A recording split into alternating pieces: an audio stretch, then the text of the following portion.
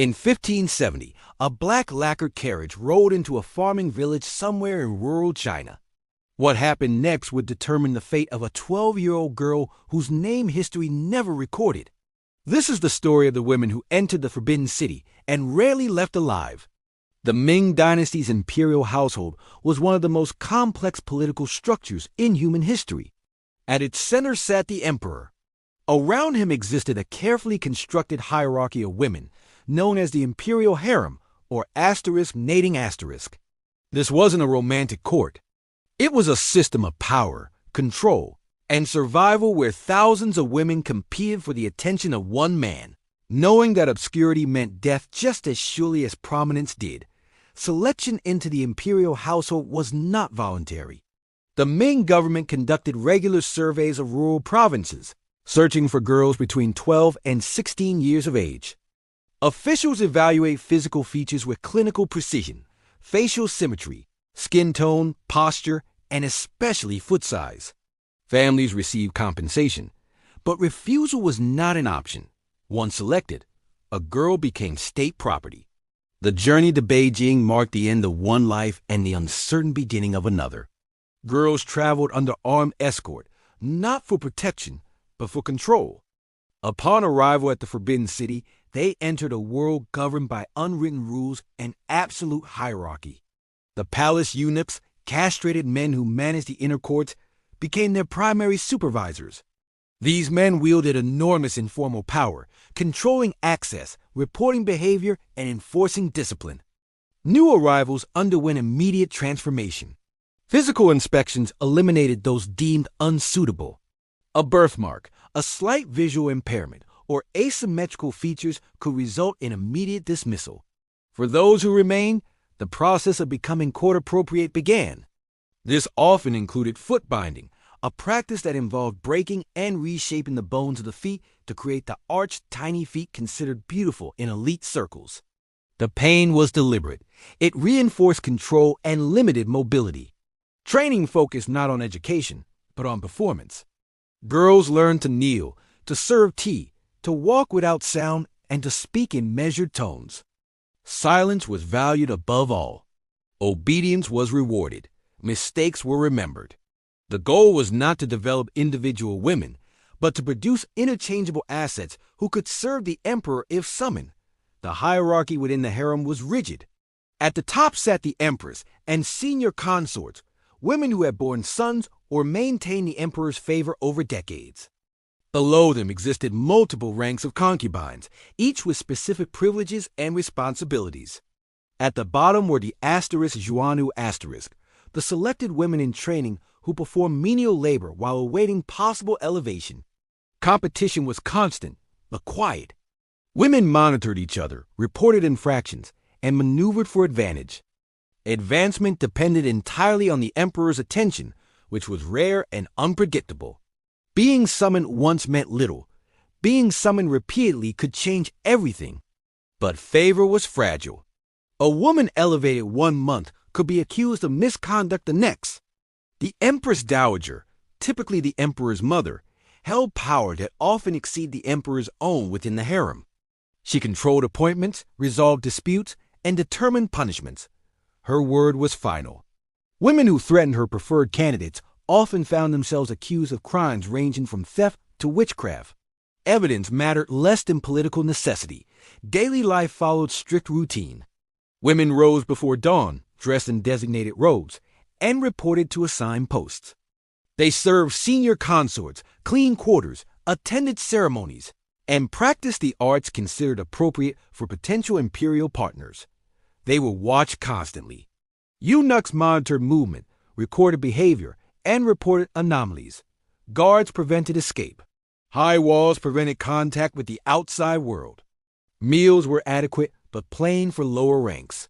Privacy was non-existent. Women slept in shared quarters on straw mats. Illness received little attention unless it affected someone of significant rank. Medical care prioritized the emperor and senior consorts. Others endured or died quietly. The psychological environment was as controlled as the physical one. Women learned quickly that visible emotion was dangerous. Pain, fear, ambition, or grief had to be hidden. Relationships were strategic rather than genuine. An ally today could become an accuser tomorrow. Trust was a liability. Information was currency. Women who spoke too freely or befriended the wrong people often disappeared without explanation.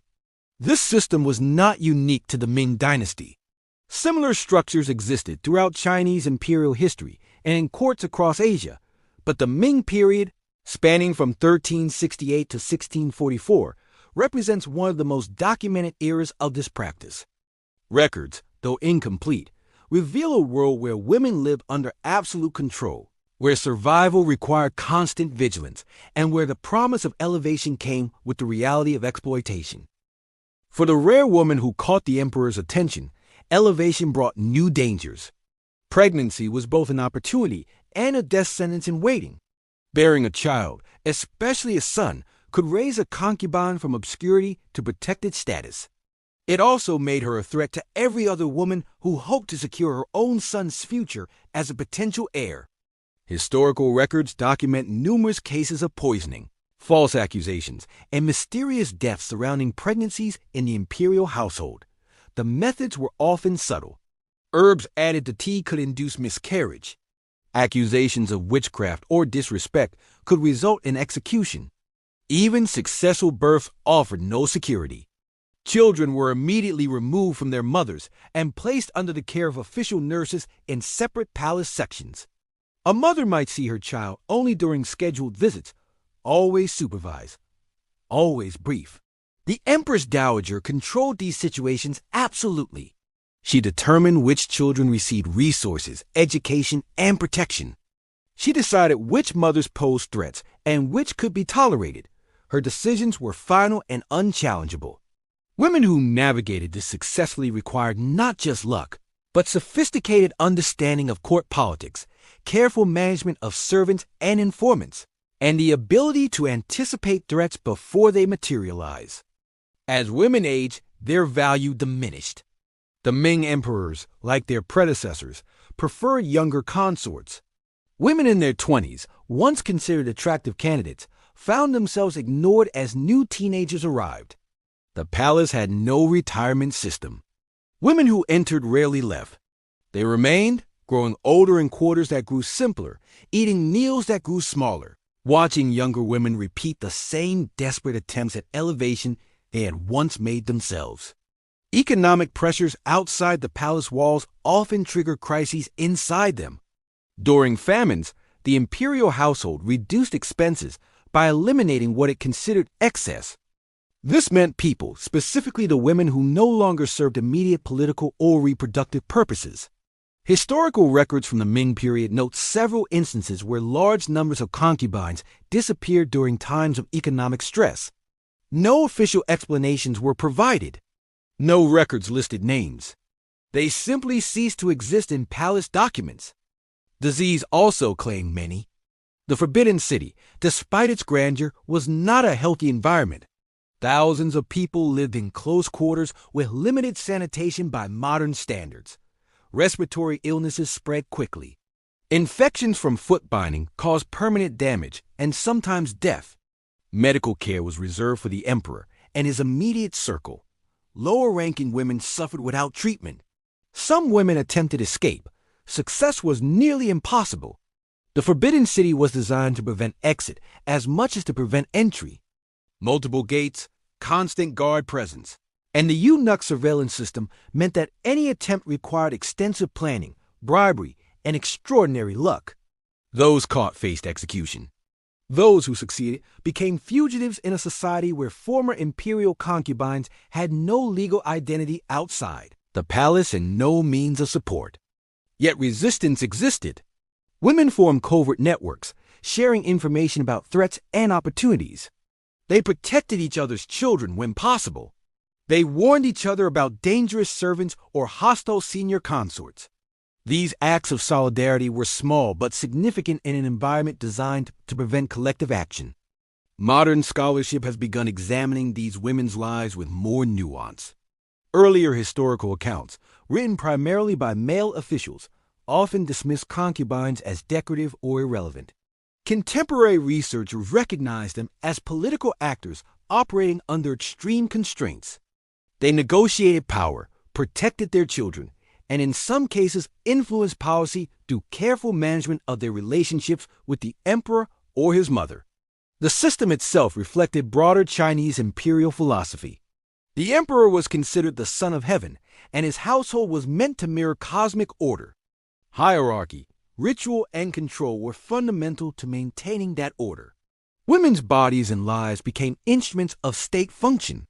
Their purpose was reproduction and political alliance.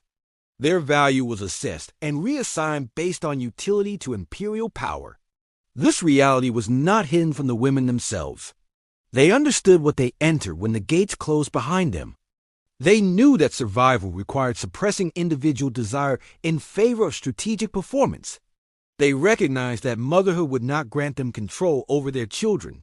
They accepted that age would bring abandonment, and yet they continued day after day because they had no alternative. The Ming Dynasty ended in 1644, but the imperial harem system continued under the Qing Dynasty until 1912. Across those centuries, thousands of women passed through the Forbidden City. Most left no trace in historical records. We know they existed only through administrative documents that list numbers without names, ranks without stories. This anonymity was not accidental. It was structural. The system required women to be interchangeable, forgettable, and ultimately disposable.